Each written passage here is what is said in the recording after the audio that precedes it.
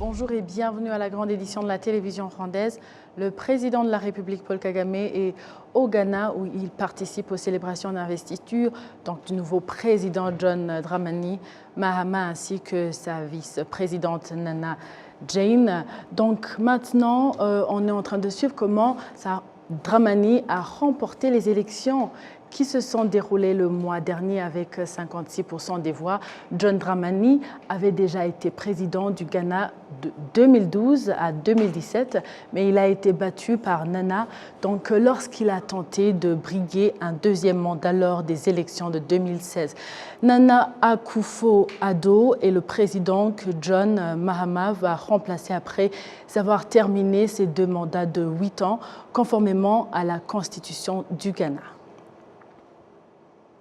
On continue avec l'actualité pour parler de la commission des terres, de l'agriculture, de l'élevage et de l'environnement à la Chambre des députés qui a eu des discussions ce mardi avec la ministre de l'Environnement à propos de la mise en application de la loi régissant les terres.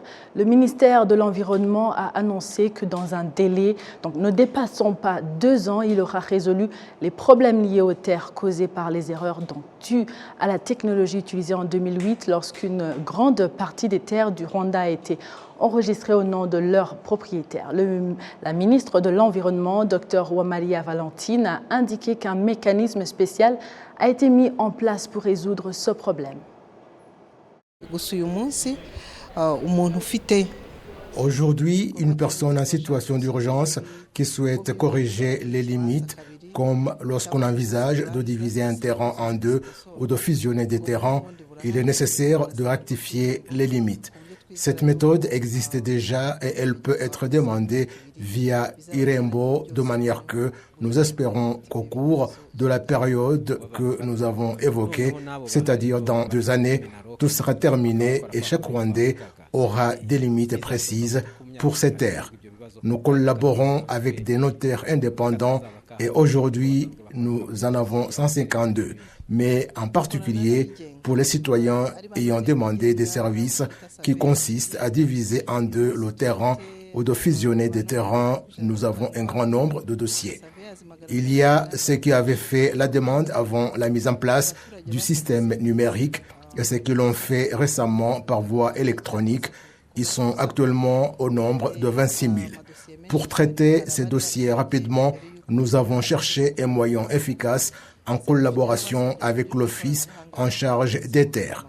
Nous avons recruté 40 experts dans ce domaine et nous nous concentrons particulièrement sur les districts ayant un grand nombre de dossiers, à savoir les districts de Bugesera, de Rwamagana et de Musanze qui représentent 80% de ces dossiers. Chaque district parmi ces 3 bénéficiera de 10 employés pour accélérer le traitement des dossiers. Ensuite, tous les services relatifs aux terres devront, dans un délai de 2 à 3 mois, être disponibles sur Irembo et être demandés de manière électronique, ce qui va aider à accélérer les demandes des citoyens.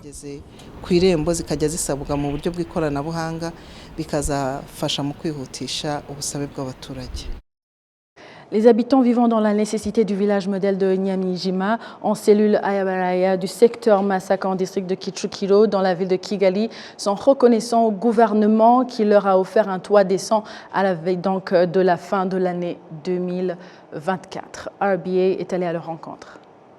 Au mois d'août de cette année 2024, 8 familles sont venues s'ajouter à celles qui vivaient déjà dans le village modèle de Nyamijima. C'est en cellule Ayabaraya du secteur Masaka.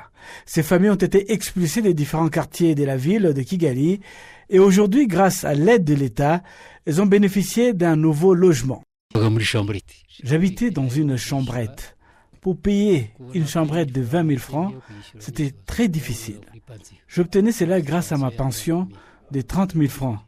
On m'a dit qu'on voulait me donner une maison et si vous étiez à ma place, vous vous réjouirez aussi d'avoir une nouvelle maison et c'est normal. Les bénéficiaires reconnaissent que cela a changé considérablement leur vie et maintenant ils remercient le gouvernement de cette aide car ils vont finir l'année avec un souci de moins, les frais de loyer. J'y ai cru à 100% lorsque je suis rentré dedans. Et puis, à part avoir une maison, elle a été équipée de toutes les commodités. C'est une belle maison. Je remercie l'État. Et je continue à les remercier pour cette belle maison qu'ils m'ont offerte. La porte-parole de la ville de Kigali, Nirenganya Emma Claudine, affirme que ce processus de réinstallation des familles nécessiteuses dans de nouveaux logements va se poursuivre en 2025. Elle a demandé aux bénéficiaires de bien prendre soin de ces infrastructures. Nous allons continuer à construire des maisons pour les personnes ayant des moyens limités. Ces pays travaillent beaucoup pour passer d'un pays pauvre à un pays intermédiaire. D'un autre côté, les personnes qui reçoivent ces maisons doivent faire en sorte de changer leur niveau de vie en quittant les seuils de la pauvreté et en travaillant davantage pour un changement de leur statut, pour ne pas continuer à être un fardeau pour la ville de Kigali. Ces habitations ont été construites avec le système d'une infrastructure divisée par deux, two in one en anglais, comprenant 140 familles dont les personnes nécessiteuses, de veuves des soldats morts à la guerre et des survivants du génocide perpétré contre les Tutsis vivant dans la nécessité. Dans ces maisons, ces personnes ont bénéficié des mobiliers, des chaises, des lits, des matériels de nettoyage, d'une cuisine pour faire leur repas. Un projet de construction d'une maternité moderne est en cours à l'hôpital universitaire de Nyamata. Au total, c'est plus de 6 milliards de francs rwandais qui ont été investis dans ce projet. Les mères qui accouchent d'habitude au sein de cet établissement hospitalier indiquent espérer une amélioration qualitative de soins dans cet hôpital. Les détails, c'est avec Patrick Nilidandi. Séraphine Ouzeyman est une mère de famille qui déjà a accouché 5 fois au sein de l'hôpital universitaire de Nyamata. Elle est satisfaite des services qu'elle a reçus sur place et estime que l'agrandissement de la maternité améliorerait considérablement le soin étant donné le grand nombre de mères qui sollicitent des services à l'hôpital.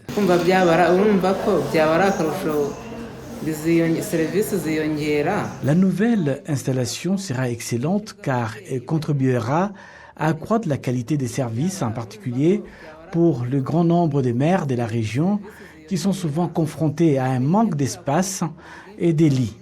La nouvelle installation assurera le bon fonctionnement des opérations, en particulier dans la prestation de soins de santé aux mères.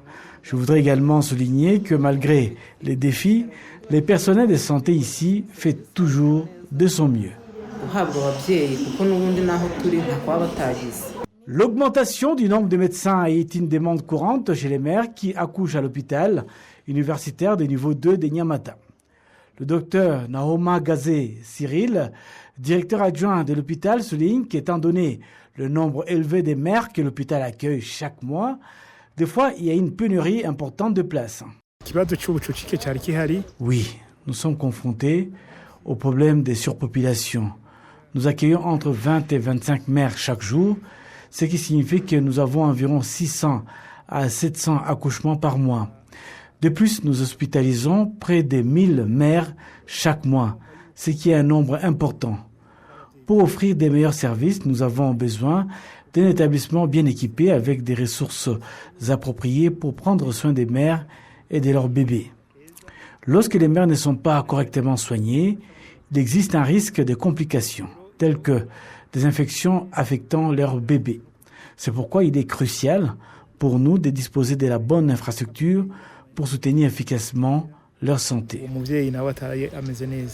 Un bâtiment de 3 étages est actuellement en construction à l'hôpital de Nyamata pour fournir des services de maternité. Conçu avec une technologie moderne, l'établissement offrira des services avancés, notamment un espace dédié à au moins 60 bébés prématurés où ils recevront des soins médicaux spécialisés et d'autres services essentiels. Le maire du district de Bugesera, Richard Mutabazi, souligne que l'agrandissement de l'hôpital contribuera de manière significative à la préservation de la santé des mères et des enfants. Nous construisons en ce moment une maternité à l'hôpital de Nyamata en partenariat avec la fondation Imbuto. Ce projet est une initiative clé visant à améliorer la santé des mères et de leurs bébés.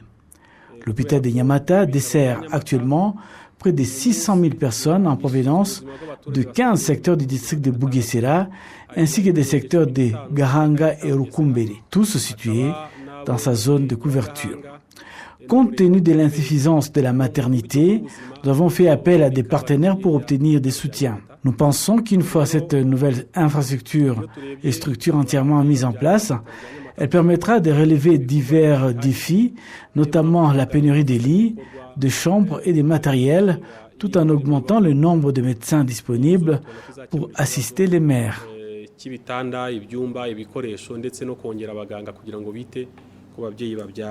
Il s'agit d'un projet hospitalier complet dont le coût est estimé à 6 milliards de francs rwandais une fois terminé.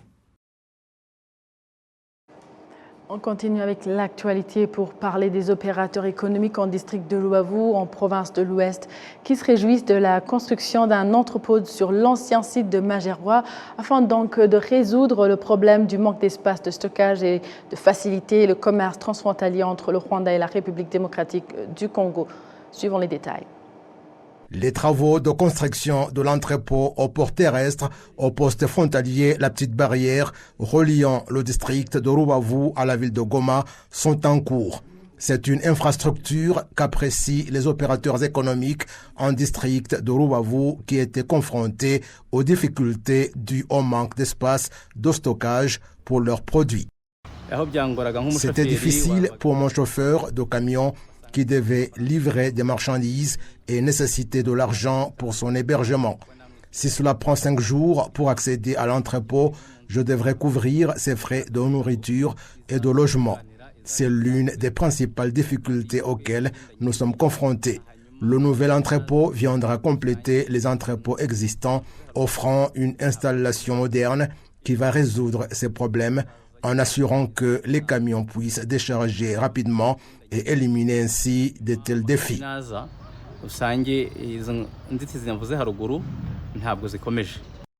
Le projet de construction se déroule sur l'emplacement de l'ancien entrepôt des Majerwa qui n'était plus adapté aux besoins actuels. C'est dans ce cadre que KLP Dubai Port World Logistics a commencé à y construire un nouvel entrepôt et des bureaux dans un projet qui coûtera plus de 800 millions de francs rwandais. Les activités des Majerwa à cet endroit sont actuellement en cours de déplacement vers le port de Rubavu alors que les services sont désormais situés au poste frontalier La Grande Barrière.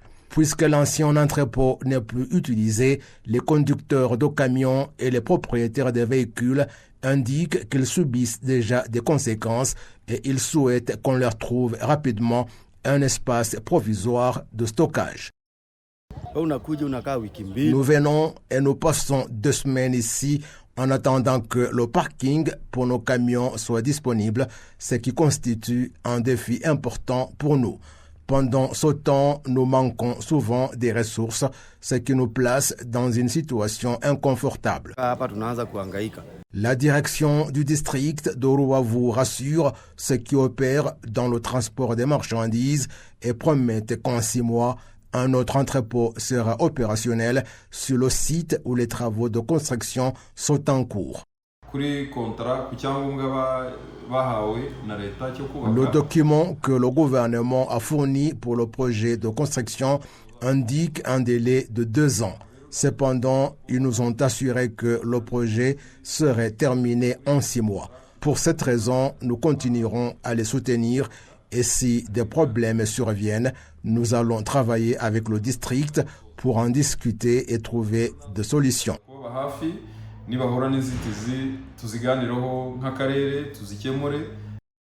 Afin de combler cette faille, la direction du district de Rubavu indique qu'elle va également encourager d'autres entrepreneurs en train de construire des entrepôts alternatifs à accélérer les travaux et parmi eux, il y a celui en construction à l'ancien site de la gare de Rubavu. On continue, place maintenant, alors que les personnes sollicitant une assurance pour leur moto ou automobile se plaignant du coût de plus en plus élevé de l'assurance. Les propriétaires de compagnies d'assurance au Rwanda ont indiqué qu'ils attendent donc la nouvelle loi sur les assurances qui va apporter une solution durable à ce problème. Patrick Nilidandi nous en dit plus. Les clients qui souscrivent une assurance pour leur moto ou automobile se plaignent du coût de plus en plus élevé de cette assurance depuis bientôt 4 ans. Les compagnies d'assurance attribuent cette augmentation à divers facteurs, notamment le taux élevé d'accidents causés par les motocyclistes et les conditions du marché. Vous le savez, il y a eu récemment des élections des députés et espérons que le Parlement va statuer bientôt sur cette question. Mais laissez-moi vous dire que cela ne va pas résoudre automatiquement tous les problèmes, mais va certainement réduire le nombre de problèmes. Je comprends, lorsque le prix passe de 42 000 francs à 180 000 francs, il y a lieu de se poser des questions. Prenons par exemple les importateurs de pièces de rechange. Le prix a augmenté de presque 40 à 50%.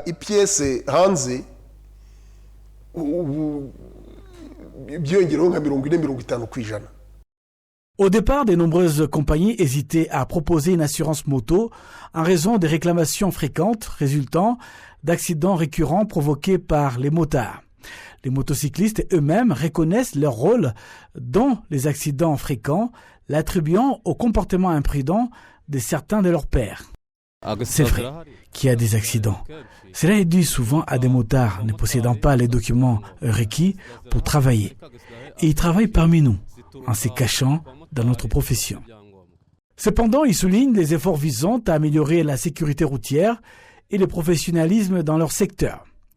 Les analystes économiques suggèrent que le prime d'assurance devrait correspondre au nombre d'accidents. Ils soutiennent qu'à mesure que les taux d'accidents diminuent, les primes devraient également être réduites. Des données récentes montrent que les compagnies d'assurance ont déjà subi des pertes en raison de la fréquence élevée d'accidents routiers occasionnés par les motos.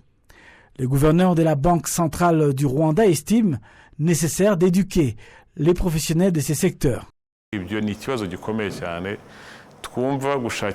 Moi, je pense que la solution viendra dans la sensibilisation des motards. Il faut un minimum de discipline dans ce secteur. Le nombre d'accidents de moto est trop élevé et cela affecte par conséquent le prix des assurances. Cependant, après les ajustements de primes, l'équilibre s'est progressivement amélioré.